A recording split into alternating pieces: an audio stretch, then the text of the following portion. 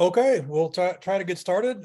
Thanks for coming, everybody. The task that I was given today was to do a talk on basic orthopedics relevant to the correction setting and to focus on some of the harder decision-making that we have to do with regard to orthopedic management of patients who have had orthopedic care. And we're trying to pick up the care from somebody, whether that happened as part of the arrest sequence and going to the hospital and having some surgery, or old surgery that they come in with and attempt to leverage their previous surgery into favors within the institution. So we're going to talk a little bit about, my philosophy. I do a lot of orthopedic management and sort of how I approach a lot of these patients and a lot of the decision making with regards to orthopedic care. Let's see. Uh-oh. There we go. This is my contact information. You feel free to send me questions if you need to on email. So our basic goals today are to understand different types of orthopedic hardware and the management that goes along with those, to understand the typical post-op management based on the type of hardware that's in place, to understand hardware complications and the medical necessity for having to deal with hardware complications. This talk is not designed to be like an orthopedic exam type of a talk. That would take us like 6 sessions to go over. So this is basically orthopedic management of care that has already occurred. Just from a brief history, orthopedic management dates back to really early on. Broken bones is just a common situation, obviously very debilitating if you don't have care and trying to get care. And it really wasn't until the AO group in Brussels started to publish the information that a lot of this got standardized into the different types of devices that we use and the different types of management for how we get fractures to heal. There's lots of different techniques that are used in orthopedics. A lot of these are old pictures, and we still even use some variations of these today. This one over here on the left is exactly the same design as a fracture table that we would use in the operating room nowadays, similar to this one here in the middle. And these are all the clamps that we use to secure bones, hold them in place, put screws in place. There's all kinds of different tools and different techniques for getting fractures to heal, depending upon where it is in the body. And it's important to understand some of the basic techniques that are used so that we can figure out how to figure out. I'm going to present just a simple case, just kind of as a prelude to our discussion. This is a common situation that happens all the time. This is a patient that presented to sick call, had an injury 9 months ago, complaining of pain, and he, of course, wants everything. He wants the bottom bunk, special shoes, extra blanket, needs to have pain medication, and he's coming to me to try to secure all of these issues. So, the very first thing that I would tell you about managing patients like this is it is imperative to understand the type of hardware that was used to fix him. And I can tell you that the quickest and easiest way to figure that out is just to shoot an X-ray. I shoot X-rays on patients to figure out their hardware configuration pretty routinely, because getting the hospital or the doctor's office to send me the operative note for the care and getting that to me is oftentimes a lengthy process. Sometimes it's unsuccessful. And, we have care that we need to manage inside the facility. So I can get an X-ray the next day as a routine X-ray. So a lot of times I'll just go ahead and shoot a film so that I know what kind of hardware it is that I am managing. In this particular case, this is an intramedullary rod. It's locked with cross screws. And this, very much changes my philosophy for how I would manage this patient. And we'll talk about that a little bit. As you can see, this is a 9-month-old injury. He has excellent bridging callus across the fracture site down here. This fracture is insignificant. It's locked proximally and distally. This rod is in good position. There's no hardware issues with this. And so this is something that I can manage confidently without having to do all the extra things that he is requesting, because I know the type of hardware. These are the two other images for this particular patient. And as you can see, he has a nicely healed fracture that has an intramedullary rod in place as sort of backup support for his ongoing healing. So from a basic, bone physiology perspective, bone has two primary functions in the body. It provides structural support and it provides metabolic function for, lots of different functions with respect to hematopoiesis and all of that. So we're mostly concerned today about structural support, and that is kind of the process that we're going through. And when we have a fracture that needs to heal, there really are kind of two primary stages that this has to go through. The very first is that the osteoblasts in the body deposit osteoid. And you can see here that we have bone up here and line number 1. This is a fracture down here in zone 2, and this is some additional bone down here. And the osteoid gets deposited here in the middle, and this is a relatively soft, malleable substance, and it takes generally 6 weeks by general rule for this to get laid down and for this to calcify. So this ultimately ends up being mineralized with calcium, and that's how the bone heals. And so you sort of go through this process of healing where it's an unstable fracture or still an open fracture. Now it's kind of a soft healing fracture, and now it's hardened up into a mineralized bone. When we repair fractures, typically the mechanism is you have a fracture here that looks like this. It's kind of linear. This is the fractured bone.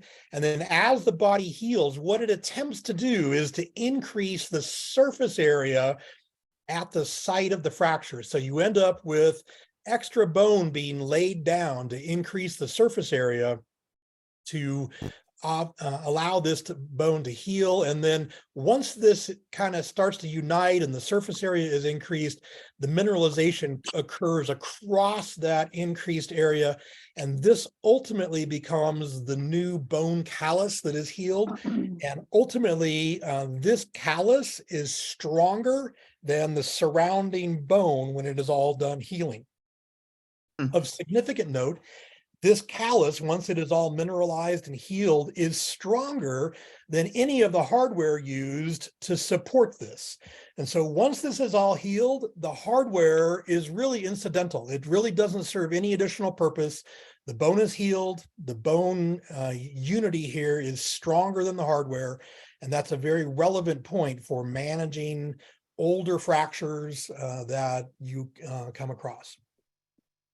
So in patients where they've had internal fixation and hardware has been used, the two primary methods that you're going to run across is an intramedullary rod for long bone fixation, and then a side plate that's also sometimes used. And the things that you want to look for when you're looking at x-rays and trying to assess the health of the construct, this is an intramedullary rod, and as you can see, there's a rod that goes down the middle of the bone. And so you're looking to see, is there a proximal fixation screw here at the top? Is there distal locking screws down here at the bottom? Typically there are, especially early on in the fracture healing, because this provides structural support for the bone. And this area here that's called the unsupported length, where the fracture actually occurs, these screws shield this area from a lot of stress and give it time to heal. Now, the orthopedic surgeons frequently, as the fracture kind of starts to heal and as things mature, they will oftentimes take these screws out to get the fracture to kind of compress down and to put some stress across these areas where the fracture has occurred. And that frequently will help you determine sort of where you are in the fracture management. If they've taken the locking screws out to get this to compress, you're further along in the healing process than if you see the locking screws in place. But what you want to pay attention to is what's the quality of the bone, how tightly does the rod contact the the bone in the medullary canal, and is it a tight issue, or sometimes, like, these are butterfly fragments and they're open, and you'll see the rod very cleanly, but the bone will be sort of scattered, and that bone takes a lot longer to heal because you have a gap that you have to fill in for trying to manage the fracture. The other type of construct that you typically see is a side plate or a plate fixation. And the things that you would look for with respect to this type of fracture management is this is going to be your fracture here. And what this is actually a compression plate. And you can see that these screw holes are oblong and they're actually tilted. And so when you put the screws in, the screw holes are tilted toward the fracture. So you put the middle of the plate over the fracture, and as you tighten these screws down, what it does is it compresses the fracture from each side, and you're compressing it together to get it to heal really nicely. So you want to make sure that the screws are tight, and that they're tight down onto the bone, that the plate is tight down onto the bone. And then you're also looking at the length of the plate. How far down away from the fracture does the plate go? It is common, actually, to see that surgeons will put in plates that are short. And a lot of times they'll be too short for getting the fracture to heal. And sometimes they have to go in and revise those in order to lengthen the plate to get more structural support for the fracture. So you're paying attention to the number of screws and seeing how well this is put together. And you'd be amazed at how poorly done some of these plates are. And they have to be sent back for revision. Clearly, when managing these types of fractures, the one cardinal rule that I will share with you is it is imperative to look at the x-rays. The radiologists, they never read these the way that the treating clinicians need to interpret them. I mean, they just tell you there's a fracture and there may be a side plate, but they don't give you any of the qualities that you need to look at with respect to, how good are the screws, how long is the plate, what's the interface look like, how much healing can you see at the fracture site. And so it's really important to look at the x-rays. And for all of the bone management that I do, my staff knows that I look at every film, and I find mistakes made by the radiologist all the time. They forget to mention something, they don't call it correctly, they will make mistakes in the interpretation of the fracture or the type of hardware that's been used. I find mistakes all the time in the radiology readings, and sometimes it's very clinically relevant for what needs to happen with the patient. So my rule when I manage broken bones is I always look at the film. Another type of fixation that you will see occasionally is an external fixator. And this is a type of a construct where you have the bone here in the middle. This is your fracture site here. And they've taken pins or screws and they've drilled them into the bone, but the structural support of this construct is actually outside the skin. And so this is an actual frame that exists outside the skin. And sometimes it's a linear frame like this one is. Sometimes it's a round circle that is around the leg. And these wires or these pins are screwed into the circle and they provide support. External fixation is incredibly tough. It provides amazing support. Many of these patients are easily weight bearing on these external fixators, and they are really pretty rigorous when they're put on. And actually, it's a very nice technique for managing fractures. And we'll talk a little bit about that. But what you are basically looking for is making sure that these pins, as they come across the bone, don't have looseness in the x-ray, that they're tight in there, and that this space is actually compressing the fracture, and looking to make sure that there's no impingement on the skin by these vertical bars that hold the construct together. So when we manage fractures, one of the primary techniques for getting fractures to heal is we borrow the structural support of the soft tissue sleeve that exists around the fracture. And so if we're able to support the soft tissue you can get a lot of extra strength out of how you manage the fracture. So this is just a simple compression device. This is a leg that has just skin, and there's a fracture here through the middle and is compressed. And with just the skin and no compression around the skin, you have a very weak construct, and this is not going to support anything, and it's not going to allow this fracture to heal. This one is just done with paper, and you can see that down here on our strain gauge, the paper provides some circumferential compression around the fracture, and it's supporting the fracture pretty nicely. And then this is actually a cast that is around the soft tissue sleeve. And as you gain circumferential strength, the strength of the cast provides tremendous support if you can keep the soft tissue construct in place. So this is really the philosophy behind using cast management or immobilization and helping fractures to heal.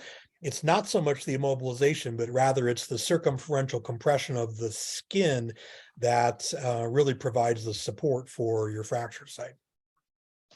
So the big issue in managing these kinds of fractures is knowing what kind of hardware you use, because it really falls into two major categories. You have load-bearing hardware, which is typically your intramedullary rod, and these are designed to bear weight. That's why they're called load-bearing, and the intramedullary rods are incredibly strong. You are not going to break an intramedullary rod with normal weight bearing.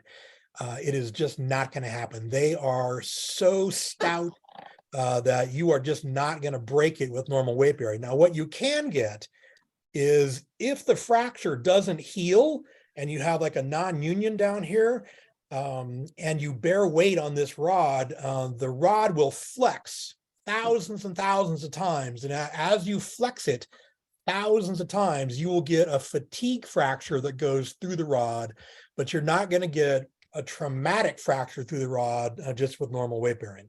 So for patients that have intramedullary rods in, the goal is early weight bearing and weight bearing with confidence. You can get them up and around. We get them started with weight bearing very early, and we try to get them moving so that they can get this to heal, because compression across this fracture site with the weight bearing is really what drives the healing. Now, with a load sharing device, which is the plate and screws construct, this is not intended for significant weight bearing until the fracture heals. And so in these patients, you would want to shield them from weight bearing or any significant weight bearing. So typically with a side plate and screws construction, these patients would typically be in a cast to support their soft tissue. They would typically be partial weight bearing or limited weight bearing or toe touch weight bearing or up on crutches, because the goal is you have to support the bone, keep it immobile until this fracture site heals. And then once this is healed and strong, you can allow them to bear weight, because this ultimately, as it heals, will become stronger than the plate and screws. And then once it's healed, the plate and screws are irrelevant. They don't really provide any support at all. The bone takes over and does all the work for you. External fixators are also incredibly strong. You typically have patients weight bearing on an external fixator. And really the only thing you have to do with external fixators is to do pin care. And pin care is properly done with normal saline, and it is not recommended to use bacitracin or polysporin along the pins. You just clean them with normal saline. They will be absolutely fine.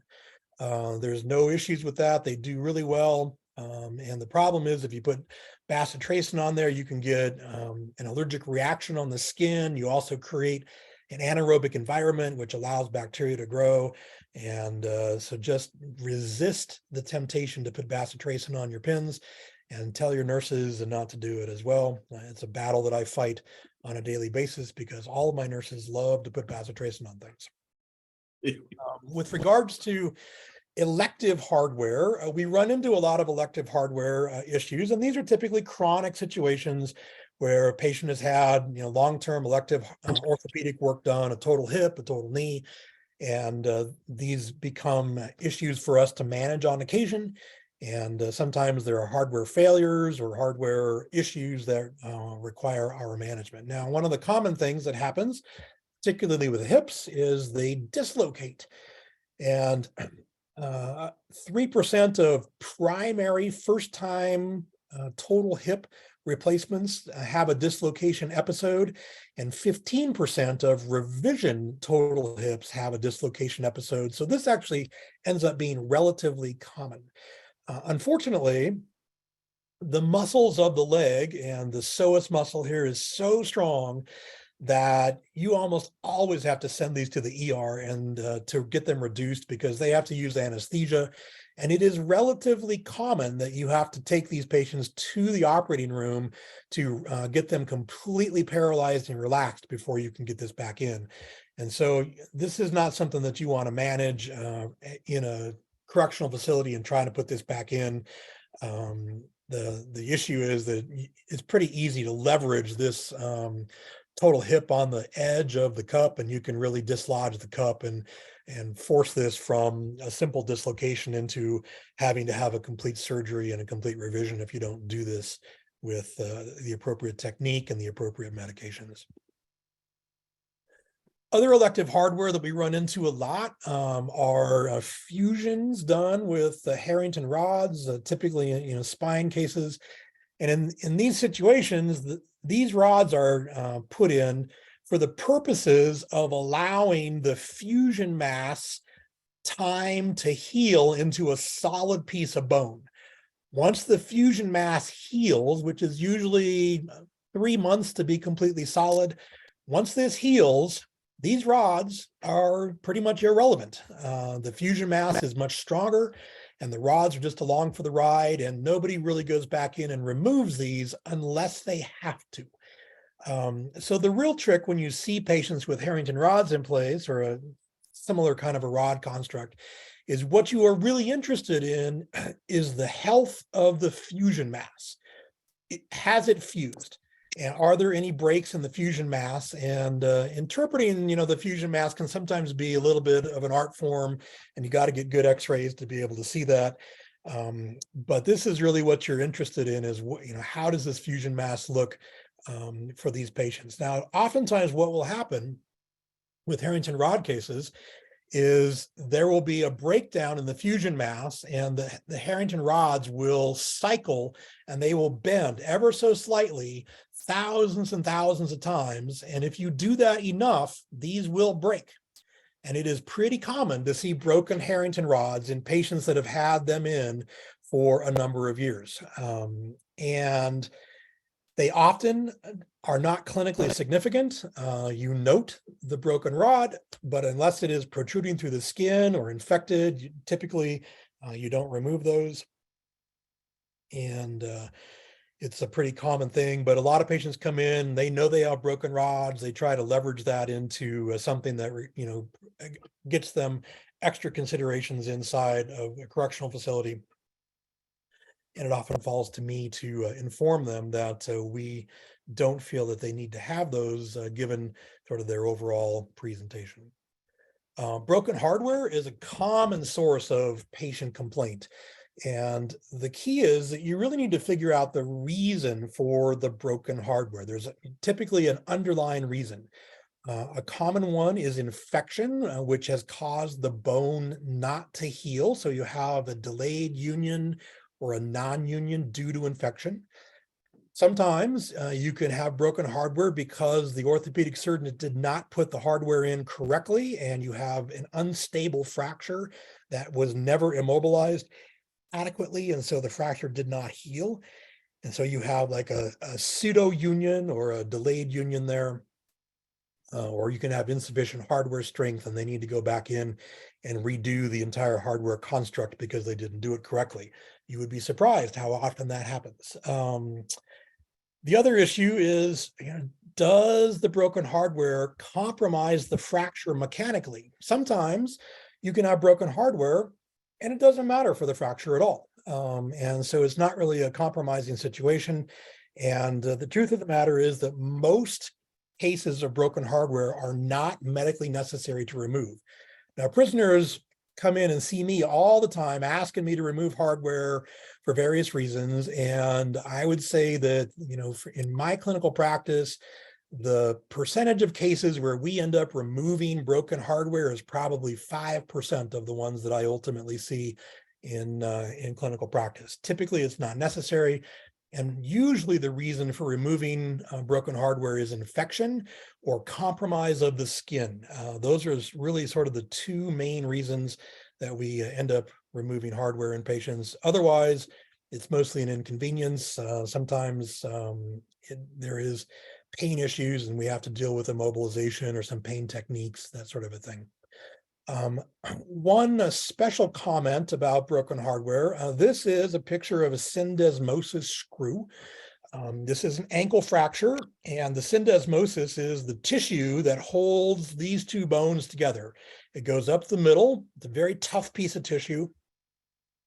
And a lot of times when you have a distal fibular fracture, this will have a rupture through it, and you have to do something to hold it in place so it has a chance to heal. And the way that you do that is you put a syndesmosis screw across the fibula and the tibia, and you put that in to hold these two bones together so that the syndesmosis can heal. Oftentimes, orthopedic surgeons will leave these screws in on purpose, and it is very common to see this screw broken. If you leave a syndesmosis screw in long enough, it will break. And in fact, most orthopedic surgeons will warn their patients that your screw is going to break at some point, and we don't care about that. We expect it to break. We are not going to take it out. It's supposed to break, and it's really common to see patients come in with this screw broken, and they're trying to request some surgery or request some extra things, and I have to tell them that that is actually on purpose and it doesn't cause any problems, and we're going to leave it just like it is. Infected hardware is also a major problem in our patient population, and you always have to be on the lookout for infected hardware. It is the source of a lot of litigation when you miss infected hardware, and it goes on to cause more problems, and it is important to do a complete workup and clinical evaluation if there are clinical elements of the care that concern you that the hardware may be broken. And those elements would be a fracture that does not heal, presence of broken hardware, and you can't figure out the reason why the hardware is broken. And you need to look into the possibility that they have infected hardware, and that needs to be dealt with. Obviously, you have to do that in accordance with the standard of care. And I see quite a number of legal cases that come through where there are indicators of possible infected hardware.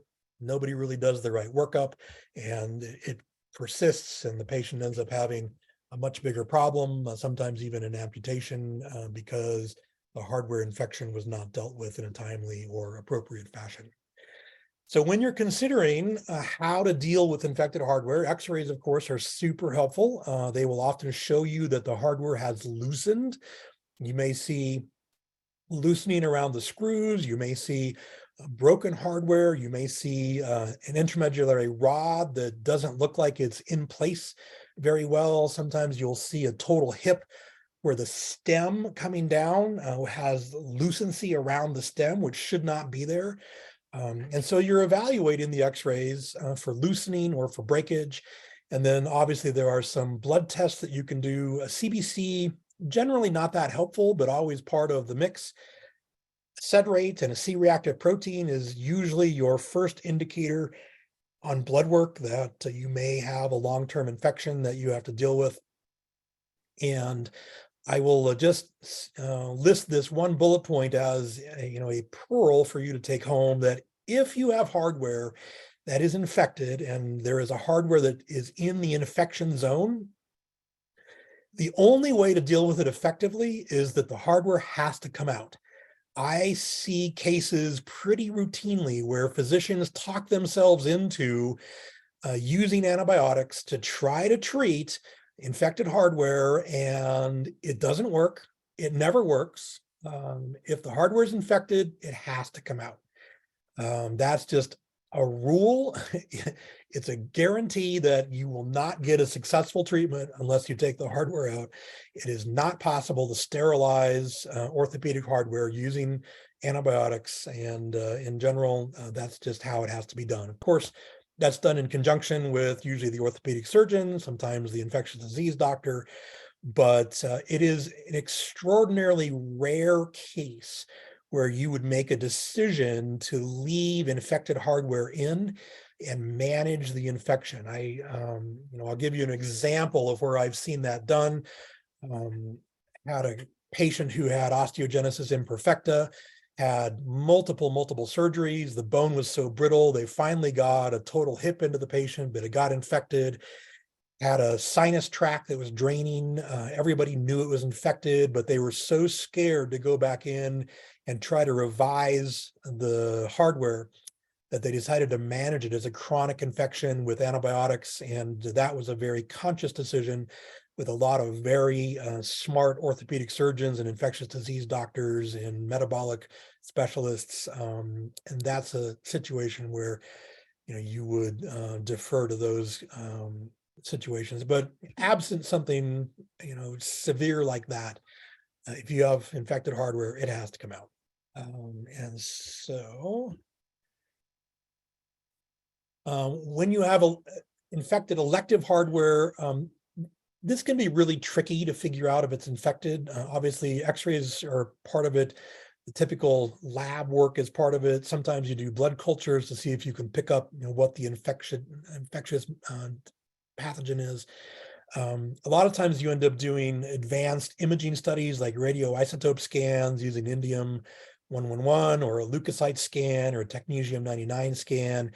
And then a lot of times what ends up happening is they go in, the surgeon will take them to the OR, they'll actually do an arthrocentesis and get cultures from the actual prosthesis and from the joint space, and then try to grow those out to prove one way or the other whether it's infected or whether they have to go in and deal with it and what the pathogen is. So infective elective hardware like total hips and total knees can be really tricky to work up, but clearly it's something that does happen.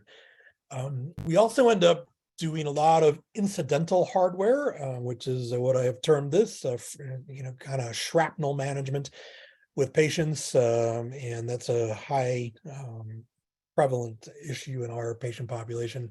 So it's common for patients to have shrapnel, and typically removing shrapnel does more damage than leaving it in. I have done some shrapnel cases in the OR.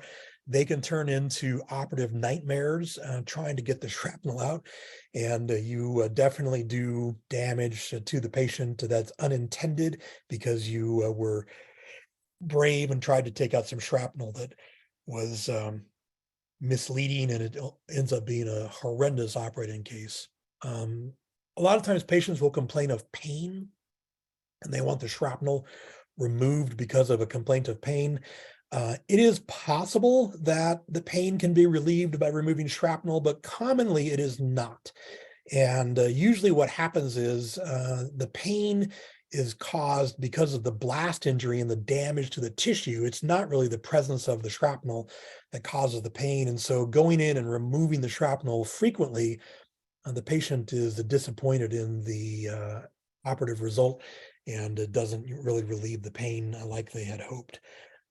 So in my practice, at least, really the only reason that we remove shrapnel is for infection or for obvious dysfunction. Sometimes you can have an extreme situation where a piece of shrapnel ends up in a joint space, or there's something that really requires that it be removed. But in general, we don't remove shrapnel, and there really is no medical necessity to do that. I've even turned down requests from judges and from law enforcement to remove shrapnel that they wanted for evidence. And I told them that there's no medical necessity to remove the shrapnel, so it stays in unless the medical necessity picture changes for that particular patient. Painful hardware. This is a really common complaint that comes to doctor call quite a bit. And the truth of the matter is that most orthopedic hardware is painful, particularly if it stays in for a long period of time. And in general, the pain can be relieved with anti-inflammatories. And so that would be typically the treatment of choice. And that really is sort of a guideline for whether the pain is reasonable with regards to the hardware. If the pain cannot be relieved, or if the pain changes significantly for the patient, then there is a need to evaluate the hardware for an infection or for other pathology. So that is a guideline that I use. So like if there's a real change in the pain level for a patient, and this is really common for patients that have had like a total hip that ultimately becomes infected, they will have kind of their baseline pain, and then all of a sudden they'll come to Dr. Call and say, hey, the pain is just so much worse than it used to be. And at that point, we would do a workup for consideration for infection or for loosening of the hardware, or seeing if there's some other situation that needs to be resolved. Shoulder dislocations. This is a relatively common presentation in correctional facilities. And I did want to share, we'll have a little video of a newer technique that is actually pretty slick to use in a correctional facility. It's called the Davos method. And it is something that can be deployed relatively easily. It doesn't require anesthesia. And it's a technique that may be worth a try in a primary care setting, particularly if you have a long transport to the hospital, or if you have a patient who's a chronic dislocator and they're relatively loose. Oftentimes the Davos method is adequate to get them reduced back into place without a whole lot of drama, and you can kind of let them sort of self-manage this while you supervise the technique. I'll show you a video of that here in just a second. I would like to make a comment about your chronic dislocators. Most of your chronic dislocators have other issues going on. Many of them are mentally ill, and that is a well-known association. It's been studied, it's been proven in the evidence that there is a strong association between chronic shoulder dislocators and the prevalence of mental illness. And a lot of times they will manipulate and dislocate their shoulder on purpose. And that's something that you have to figure out in kind of a combined management between you, your mental health staff, and how you're going to manage patients that manipulate using their loose shoulder. So this is a little video that was put together by a university, and we'll just play it since they did kind of a nice job showing it.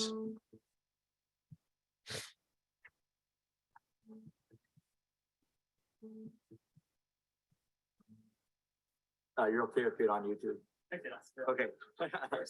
Hey, so you really don't have to. They turn the camera on. I know, they say, are you okay with being, yeah.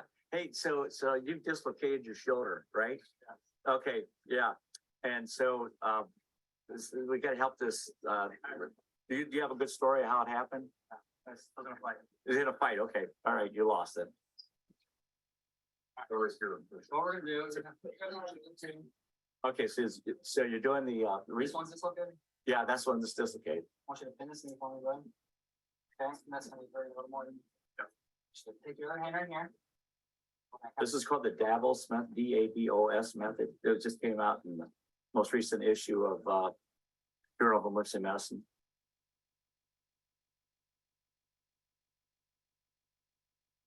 Middle time. You want to go ahead and read off each of the steps there while we're doing it. So yeah, standard pain control first. Yeah, standard pain control.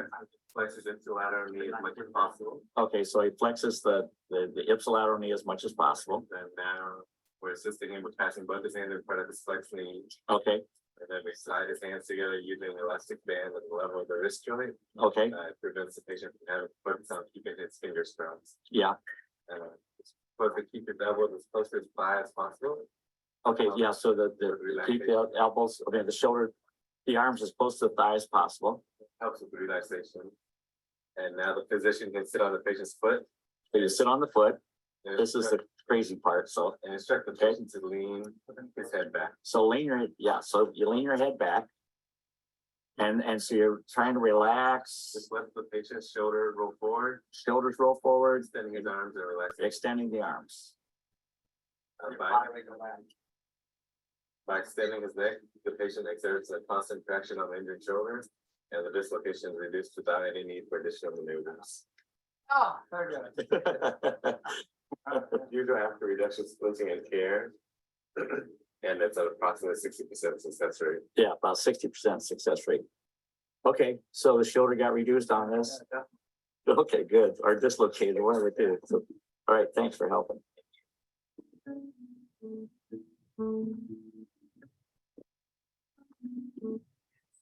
Come on, advance. So a nice technique, easy to do, pretty quick, doesn't require a whole bunch of anesthesia or any kind of thing. Worth a try, decent success rate, particularly if the patient has had previous shoulder dislocations, and certainly something to consider as part of your management technique in a correctional setting to avoid a send out to the ER if you can get it to go back in place. There are a number of fractures that are reasonable to manage in-house, that don't really require any sort of orthopedic specialty care. Clavicle fractures. The clavicle is amazing. It always heals. It always heals. The blood supply to the clavicle is so phenomenal that it's going to heal. The only time that you would be concerned about managing a clavicle fracture is, once you take a look at the x-ray, if there's a butterfly fragment or if there's something that's tenting the skin and or possibly causing, vascular compromise. But most clavicle fractures can be dealt with in-house without any additional issues. Most orthopedic surgeons will not operate on clavicle fractures because the bone of the clavicle is so poor. It's just sort of soft and chalky that it is very difficult to get hardware to stay in the clavicle. And so unless you are a major league pitcher or have some overriding reason why you need to fix the clavicle surgically, most orthopedic surgeons will refuse to put hardware in the clavicle because it tends to end up in other parts of the body and it's sort of notorious for coming loose. And so clavicle fractures are almost always managed non-operatively. Rib fractures that can be managed in-house. Distal fibular fractures can usually be managed with immobilization. Toe phalanx fractures, simple finger fractures, all of that can be managed in-house without any significant issues. Things that you definitely need to send to the emergency department are open fractures. Any type of fracture dislocation. Dislocations are actually emergencies, and so it is important to put the dislocated joint back in place so that the cartilage does not die. So if you have a fracture dislocation of a particular joint and the surrounding bone, that would be a trip to the emergency department for likely reduction in surgery. Fractures that obviously require a major reduction or that obviously require surgery would need to go out. Another thing that happens in the orthopedic world is requests for special shoes. And I will just kind of go over sort of my practice for managing special shoes. So we will authorize special shoes for patients who have prescriptive shoe wear. So if they have a prosthesis that has been ordered up and queued up and made by a prosthetic clinic, we have no problem giving them their shoes. Typically, these are for fixed deformities, and so sometimes those can be traumatic. Sometimes they can be metabolic, like Charcot foot or Charcot-Marie tooth deformity. Patients who have had amputations and need special accommodation to help them with their amputation. Absolutely no issues to get them special shoes. Patients who have had significant tissue loss or have had major skin grafting. Oftentimes they require special shoes to reduce the trauma and to protect the skin. That's really a no-brainer. And then anybody who has a leg length discrepancy that is greater than 1.5 inches, we will obtain shoes for. You can effectively do an in-shoe lift up to about 1.5 inches. And so we would typically do that for patients. And then if you're above 1.5 inches for a leg length discrepancy, you typically have to make up that deficiency using a prosthetic shoe. Bottom bunk requests for me on fracture, typically only if the fracture is not healed. Historical fractures or patients that have retained hardware is not a legitimate reason for a bottom bunk in our facility. And once, as we've talked about, once the bone is healed, it is stronger than the hardware. So once it's healed, we are good to go. They don't need a bottom bunk once you've proven through time or x-ray, however you want to look at it, that they have a healed fracture. No additional specialty care is needed for them. So in summary, the biggest key for me in managing fractures and in managing orthopedic issues is always get the x-rays and to look at them. Because you have to be able to visualize and to understand what kind of hardware was used, where you are in the healing process, what type of fracture they had, what the geometry of that fracture is, so that you can make good decisions. It's important to understand the type of device that was in use, whether it was a load-bearing device or a load-sharing device, and to know the mechanics of how those work. Always have to be aware of infection, which the very first step is getting the x-ray to assess for that, and then assessing for healing.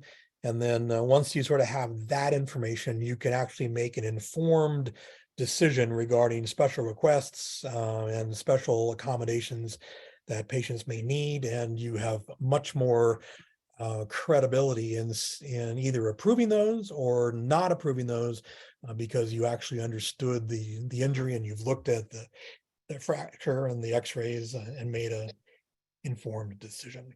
I'd be happy to take any questions if anybody has any. Hi, Dr. Vore. Fritz Vore, that was a great presentation. I particularly liked your dislocated shoulder reduction Yeah, demonstration. slick, I'm isn't going to it? try that. I can remember, wrapping a sheet around somebody's chest and one guy on one side and one guy on the other, and some IV Valium and pulling and tugging and all of that. This looks like a much nicer way to do it. Yeah, well, I agree. I mean, we use this on occasion for the right kind of patients, and we've had good success with it. So it's worth a try. And before I shut up, I compliment you on saying, look at the X-ray. It's amazing what you find out if you actually look at an X-ray, even a non-X-ray person.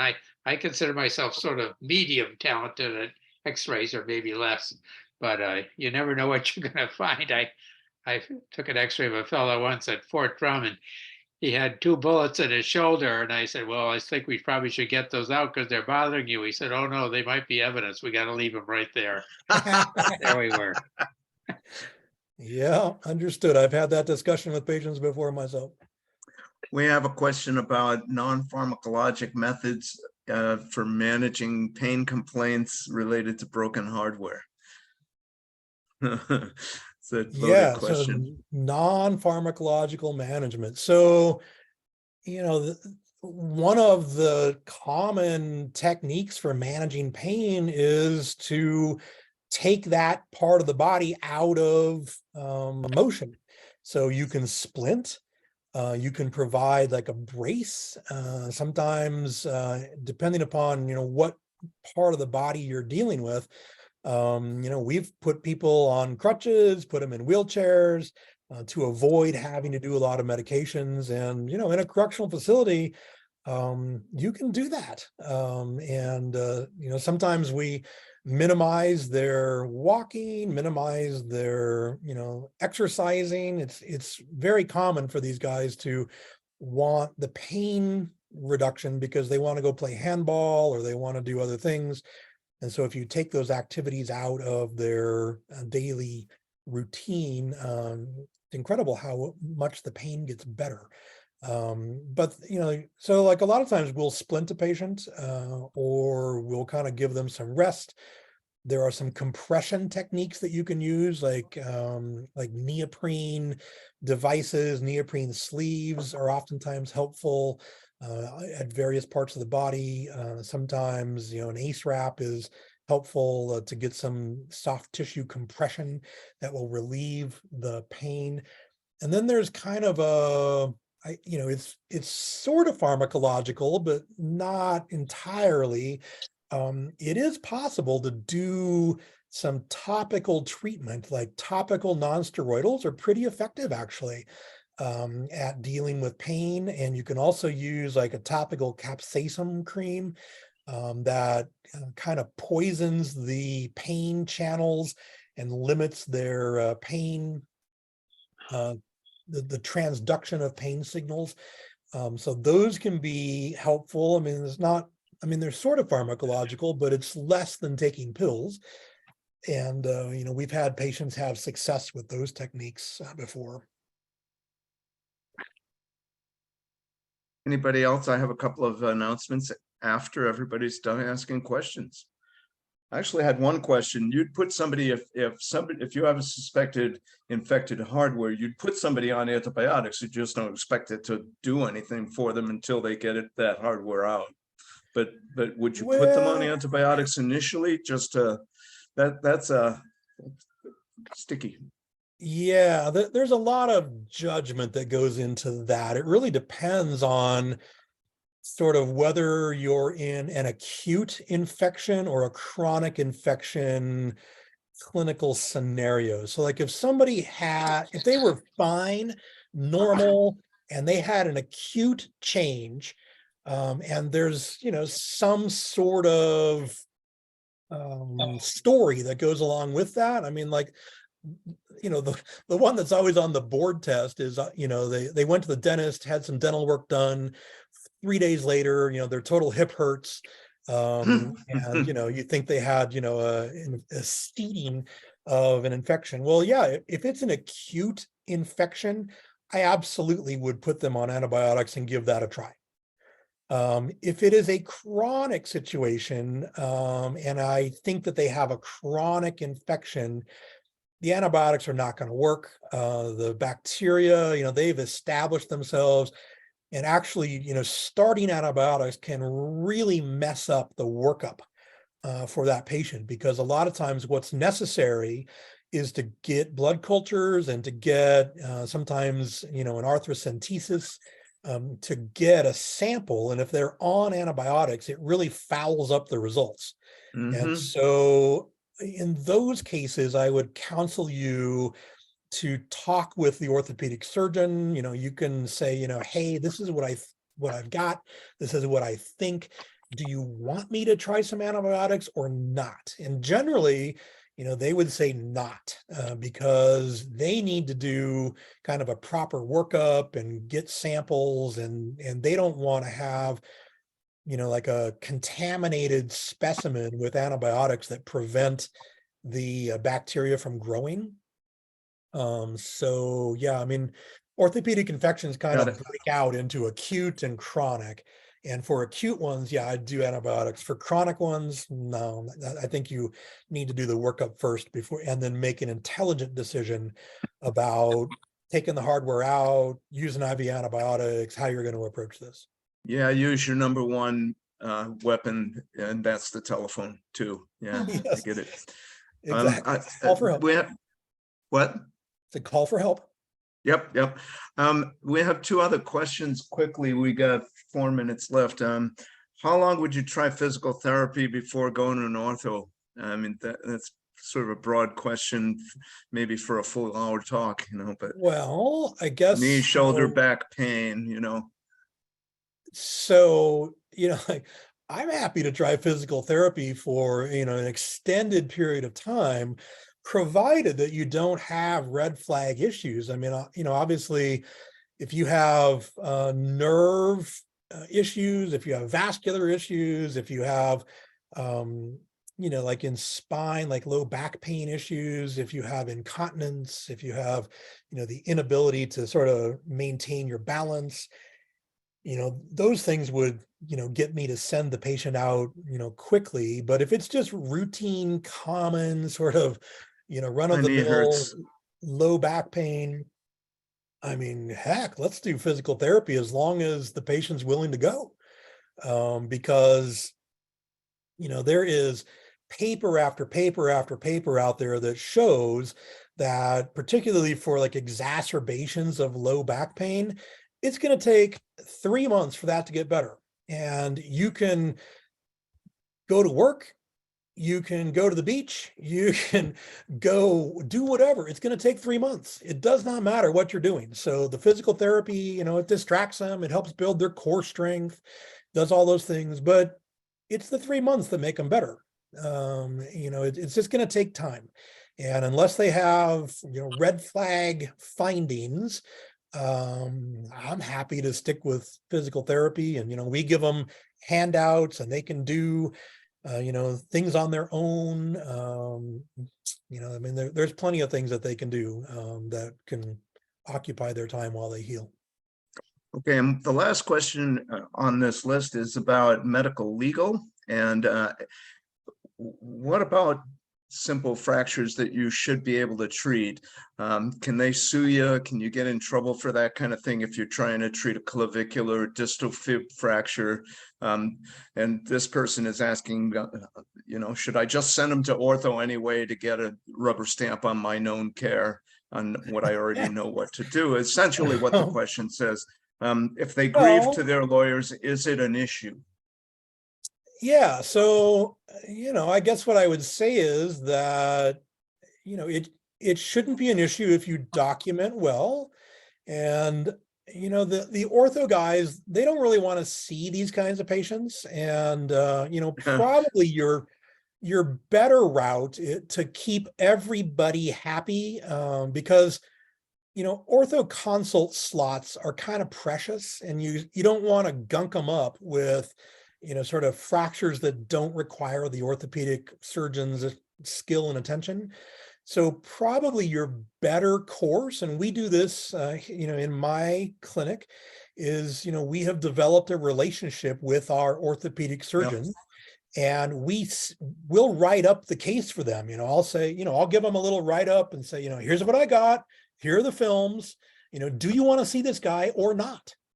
Yeah. And I or the phone, typically right? know the answer, but if I have uncertainty, or if the patient, is up in my grill and, they're causing trouble and I want sort of an extra level of assurance, I will, send that to the orthopedic surgeon, and they will, send it back to me and say, no, this is not necessary for us to see. And the one trick that I would tell you is, when you phrase the question for your consult, and this goes for all consults, the question is this medically necessary for you to treat? And that gives them the clue that, you don't think it's perhaps necessary, but it gives them the opportunity to weigh in, and they will let you know. But it also puts them in a different frame of mind, because in a private sector frame of mind with, the best health insurance out there, there's a lot of things that people would treat just out of convenience. And so it makes them think about, is this really necessary or not? And I find that if I phrase it for them like that, they give me a very articulate answer that says, no, it's not medically necessary to treat. This will heal. This should heal with non-operative management. So I just want to thank you, Todd. Thank you very much. There are no more questions in my list here. Very informative lecture.